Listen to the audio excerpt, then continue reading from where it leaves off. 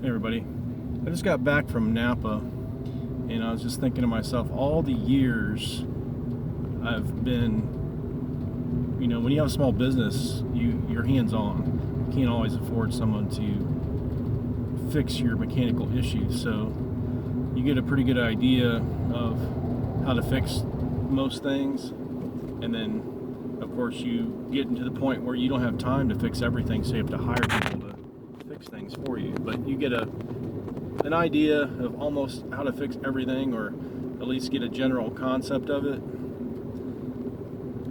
I talked to one of my mechanics the other day and I'm like, hey, you ever thought about Teslas? You ever heard about them? Oh man, he's like, not really interested in that at all. I don't really want anything to do with that. And I'm like, he goes, I said, well, do you like working on stuff all the time? He goes, not really. He goes, I'm sick of it.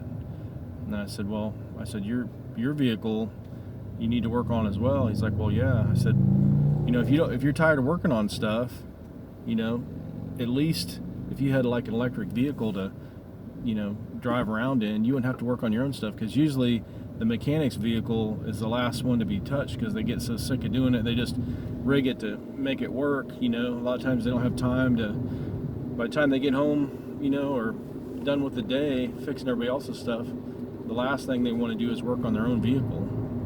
So I think mechanics are going to be one of the, for example, a lot of mechanics drive Hondas because they don't break as much.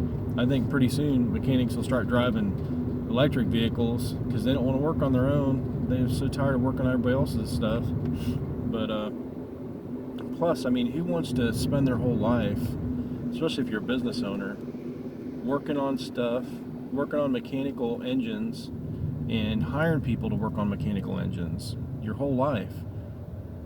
It doesn't seem, it's like the other video I made.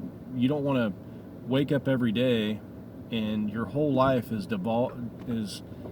basically solving problems. And if you have a mechanical car and you have about 10 or 20 of them, or you have a bunch of other equipment with mechanical engines, ICE vehicles, each one has 2,000 moving parts. So multiply that by 10 or 20 or 30 or 40 or 50 or how many ever you have, and each one of those is going to have a bunch of moving parts, which means you're going to have eventually a bunch of problems to fix and a bunch of problems to solve.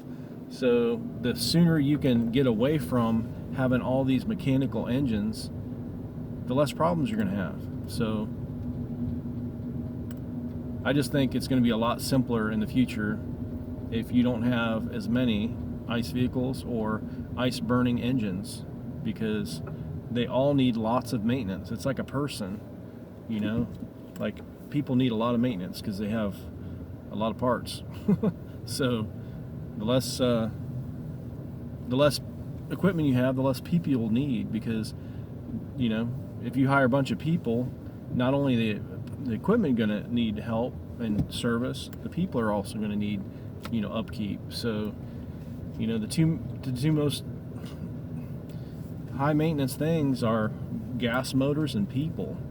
So if you have a bunch of gas motors, you're going to have a bunch of people to fix them. So then you're going to multiply your problems or your maintenance issues. Anyway, food for thought.